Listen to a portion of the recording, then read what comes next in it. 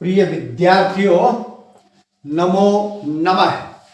आज एक नया पाठ का आरंभ कर रहे हैं। रुचिरा भाग 3 कक्षा 8वीं का, और पाठ का नाम है सावित्रीबाई फुले, जो महाराष्ट्र प्रदेश में जन्मी और पहली महिला शिक्षिका थी। तो उस पाठ को पढ़ाएं। उससे पहले यदि आपने अभी तक संस्कृत शिक्षा चैनल को सब्सक्राइब नहीं किया है या आप पहली बार चैनल पर आए हैं तो वीडियो को पूरा देखें, सब्सक्राइब कर लें, लाइक करें, शेयर करें और हाई भी अवश्य करें। तो चलिए चलते हैं आज सावित्रीबाई फुले पाठ को पढ़ने के लिए। एकादश पाठ है, 11वां पाठ सावित्रीबाई फुले। सावित्रीबाई फुले पाठ पहले हम पढ़ेंगे इसके शब्दार्थ, शब्दार्थ के बाद पढ़ेंगे पाठ के अर्थ को। तो चलिए पढ़ते हैं पहले शब्दार्थ। शब्दार्थ आदाय, लेकर, प्रस्तर खंडान, पत्थर के टुकड़ों को, सविनोदम हंसी मजाक के साथ, आलपंती बात करती हुई, अजायत पैदा हुई, अभिहितौ कहे गए हैं, परिणीता ब्याही गई, अस्पृश्यतया छुआछूत के कारण, प्रारब्ध है आरंभ किया, निराकरणाय दूर करने के लिए, रूढ़ौ रूढ़ी में या रिवाज में, शीर्ण वस्त्र आवृत्ता, शीर्ण वस्त्रावृत्ता फटे पुराने चिथड़े वस्त्रों को धारण करती हुई, पातुम पीने के लिए, सोढ़ुम सहने में, उत्पीड़िता नाम सताए हुओं का, अश्रांतम बिना थके हुए, श्रांतम थके हुए, अश्रांतम बिना थके हुए, महीयते बढ़ चढ़ कर हैं, महीयते बढ़ चढ़ कर हैं, गहनावबोधाय, गहन प्लस अवबोधाय गहराई से समझने के लिए। तो शब्दार्थ के बाद अब पढ़ते हैं पाठ, जिसका नाम सावित्रीबाई फुले। तो सावित्रीबाई फुले के विषय में आज का पाठ है, ध्यान दीजिएगा। सावित्रीबाई फुले हमारे देश की पहली महिला अध्यापिका हैं। सावित्रीबाई फुले, शिक्षा हमारा अधिकार है। हमारे समाज में कई समुदाय इससे लंबे समय तक वंचित रहे हैं। उन्हें इस अधिकार को पाने के लिए लंबा संघर्ष करना पड़ा है। लड़कियों को तो और ज्यादा अवरोध झेलना पड़ता रहा है। अवरोध, बाधा, रुकावट, कुछ भी कहें आप। प्रस्तुत पाठ इस संघर्ष का नेतृत्व करने वाली प्रातः स्मरणीय एवं अनुकरणीय महिला शिरोमणि सावित्रीबाई फुले के योगदान पर केंद्रित है। यानी कि कन्याओं की पढ़ाई के लिए उन्होंने क्या क्या किया उसके विषय में आज का ये पाठ है। तो चलिए आरंभ करते हैं आज का पाठ, सावित्रीबाई फुले। ध्यान दीजिएगा। ऊपरी, ऊपर, निर्मितम बने गए, चित्रम चित्र को, पश्यत देखो, ये चित्र है, दिख रहा है आपको? ये चित्र जो जो आएगा चर्चा करेंगे। ये ब्लैक बोर्ड दिखाया हुआ है, ये कन्याएं बैठी हैं, ये अध्यापिका है, ये कोई पत्थर फेंक रहा है, कोई ये मिट्टी ऊपर डाल रहा है।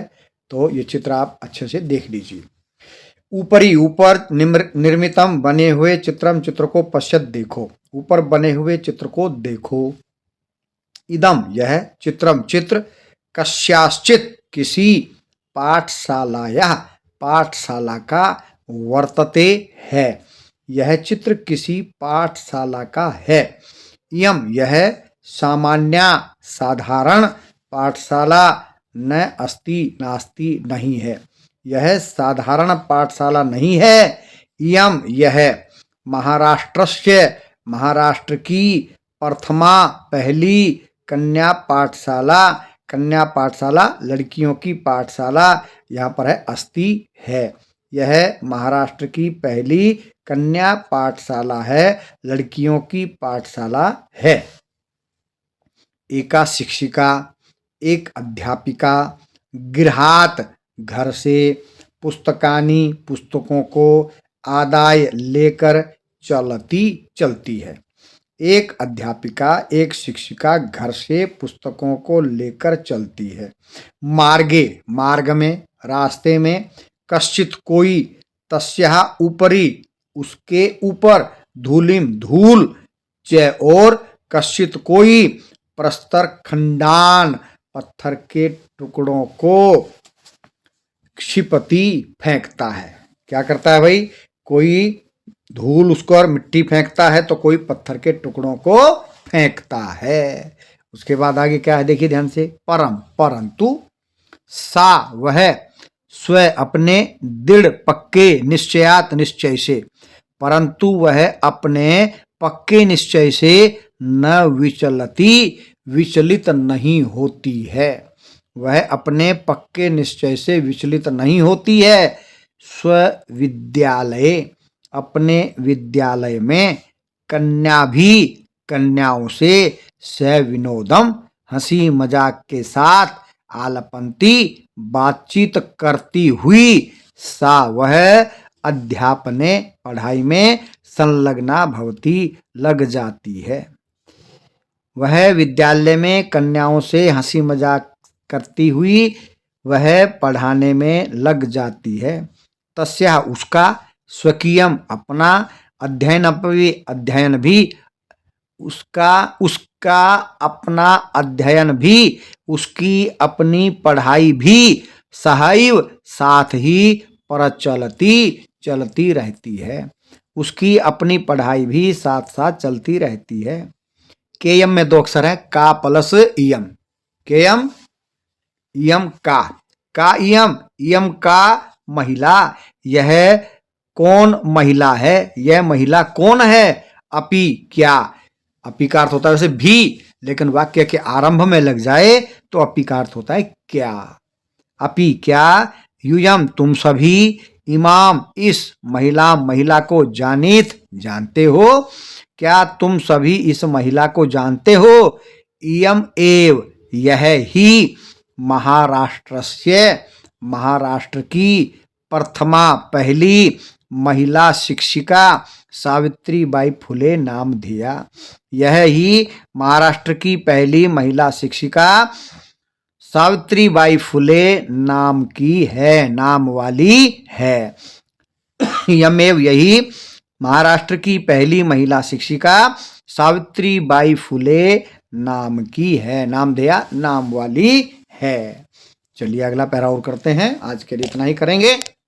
ध्यान दीजिए, जनवरी मासस्य, जनवरी महीने की तृतीय दिवसे, तीसरे दिन, 1831 तमे ख्रिस्ताब्दे, 1831 ईस्वी में, महाराष्ट्र से, महाराष्ट्र के, नायगांवम, नायगांव नामनी, नामक स्थान पर, सावित्री अजायत, सावित्री उत्पन्न हुई। कहाँ उत्पन्न हुई भाई?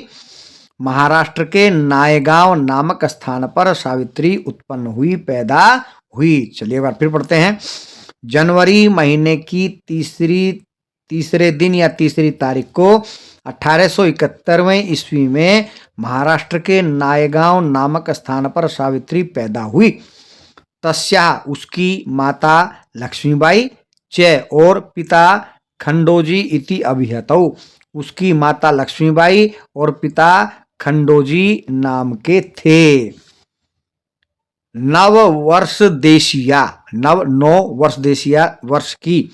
वर्ष की सा वह, ज्योतिबा फुले महोदयन, ज्योतिबा फुले महोदय से, परिणीता, विवाहित कर दी गई। 9 वर्ष की उसको ज्योतिबा फुले महोदय से विवाहित कर दी गई। सो अपि वे भी, वे कौन? ज्योतिबा फुले। सो अपि वे भी, तदानीम तब, 13 वर्ष कल्पः, 13 वर्ष के, एवं मैंने ही, आसित थे, वे भी उस समय 13 वर्ष के ही थे।